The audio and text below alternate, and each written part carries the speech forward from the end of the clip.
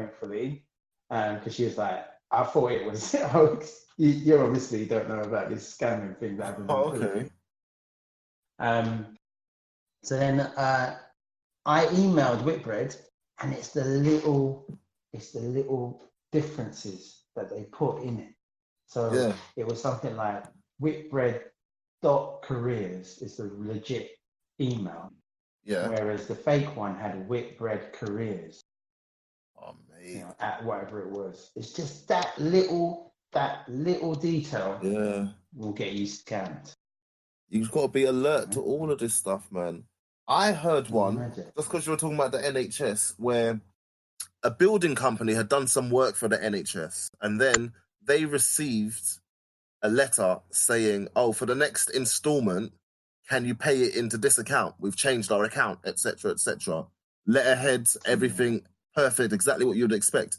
And they made the payment, but this was just some rogue, like, one-off. This guy had just written the letter with all the correct letterheading. He knew that there's going to be some financial transactions sometime soon, and just on a chance sent the letter, and someone processed it. And apparently he just does this regularly. So whenever he sees like some building work or some project going ahead, figures out the two companies involved, sends a letter from one to the other, or from the fake version of one to the other, and ends up just with a high success rate of getting a random payment out of nowhere. And they never seem to be able to get their money back. But and that's about attention to detail. Yeah. You've got to catch them in the act. Because obviously these are all fake companies and whatever. Yeah. And even the account that they're paying into is not really going to be connected to the person. But you've got to keep going. To be honest, I was watching one of those shows where they're chasing down these people. So I'm pretty sure they did catch him. I just can't remember how. Yeah. And I got me to thinking as well, like, we're here through circumstance, isn't it? And then loads of people try to get here, and they try to be the best people they can be, you know what I mean?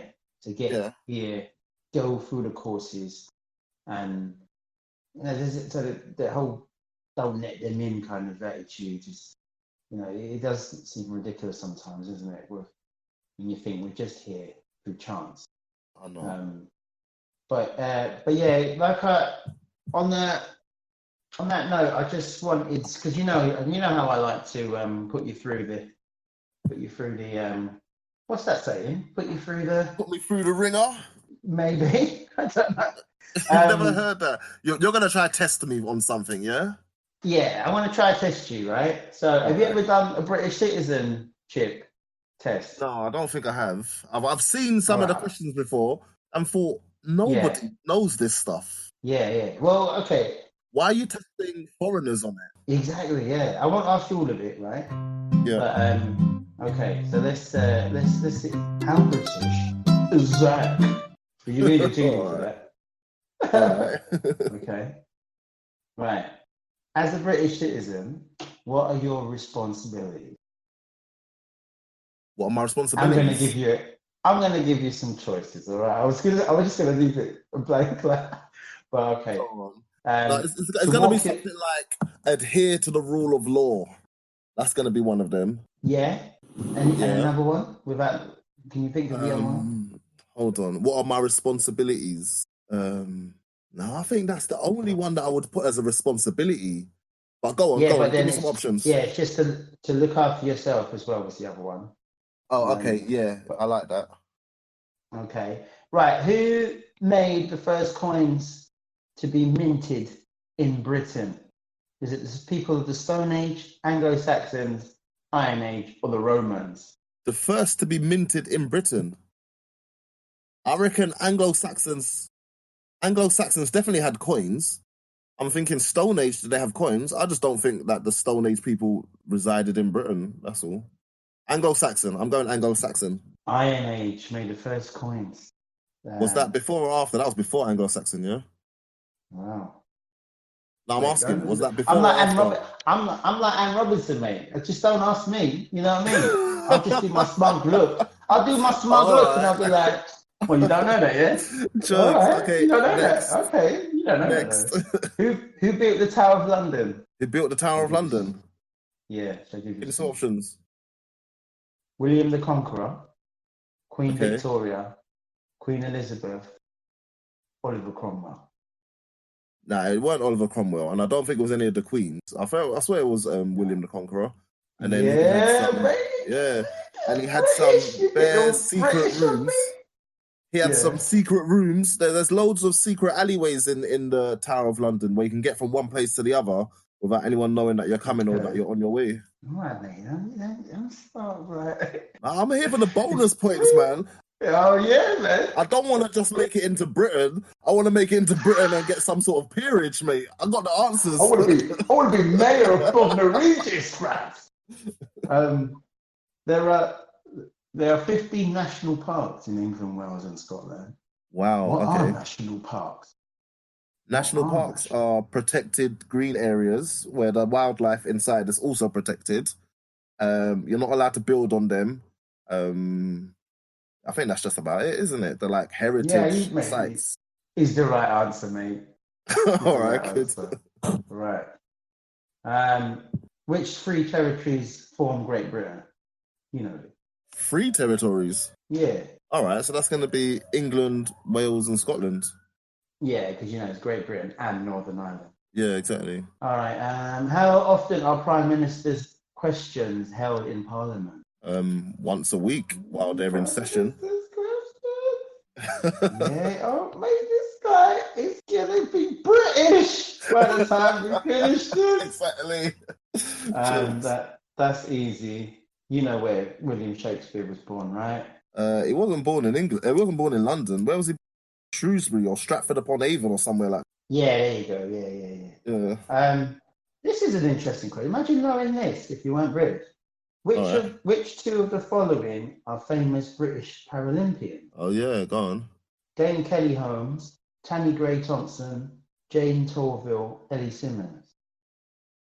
If you're British, you'll know that. Yeah, but I know it's not the first one. I think it's the last one, and just one of the other. It's not.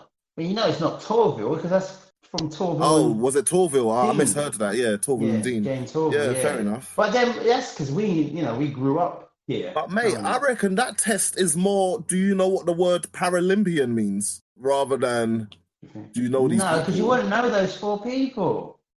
You wouldn't know that. I don't know, man. Because I think someone who's foreign might have heard about Holmes and Torville. And those are definitely British athletes.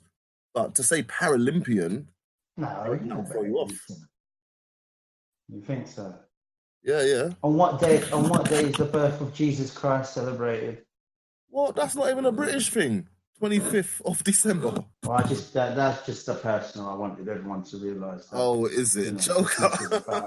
No. That is one of the questions. That is one of the questions. What day do we celebrate the overthrow of the, I don't even know what the word is, Republican Parliament by the national hero, Oliver Cromwell?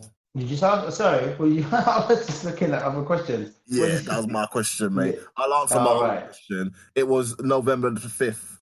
Remember, the 5th of November. All right, mate. Okay. We'll remember doing the poster at school, mate. Come on. Right, let's do the next one. I'll do a few more. Yeah. Where is Swansea located? Where is Swansea located? Swansea's in Wales. Yeah. But you'd know that if you were if you knew football, basically, right? Yeah. That's why you know it, right? Yeah. Well, is that it? That's the last question. Haggis is the traditional food from which area? Haggis is made from the intestines of sheep filled with other awful parts of the sheep and is local to the Scottish territories in the north. Man, you nearly didn't get it because you're waffling. You're waffling, mate. Whatever. But yeah, again, that's actually I think you would know about haggis, though, right? Because it's one of the only famous foods we have in the UK. Well, okay. One of the it's true actually. But is it famous for a good reason or for?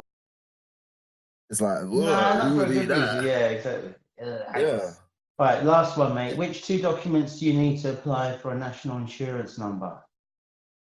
Oh, that's a good one. I reckon you need a birth certificate and proof of address, a utility bill, a phone bill, or something else.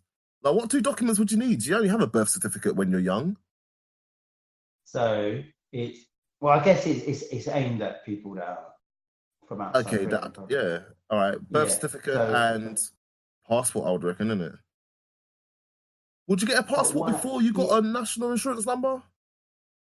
No, but think about it. You're applying for British citizenship, so you're not British. So what do you think you'll need to get work to come into British citizenship? Oh, a visa, a work visa. Yeah, Permission work to work. visa. Yeah. And documents to prove your identity. That's it. All right. Let's see if you're British, mate. Yeah, on a scale of French to Elizabeth Windsor, how British am I? All right, so I did actually just go through a lot of these questions and I failed a lot of them. So it says you failed the test. But the ones that you answered, you got right. But I failed you, mate. Sorry. All right. Because you were trying to save time, I ended up failing. I was saving time. We only answered 10 of 24 questions, and they're all timed as well. They're all timed, seriously. All right. So there you have it. We'll put it down as an administrative error. I still say, you're in there for mayor of Bognor Regis. So you're a candidate. I'll take you're that. a candidate. I'll take that. Let's say you're a candidate. I'll take that. Jokes. Cool. All right, mate. Have you do you order from Amazon often? Yeah, it's come up to Christmas, so I've been on it a lot. Yeah, definitely. Yeah, true. And do the deliveries come to like home or work? Home. And what happens if you're not in when the delivery turns up, though? They just leave it anyway, where are they? Is that what you're gonna say? Yeah, this is what I'm talking about. Yeah. Where do they leave it?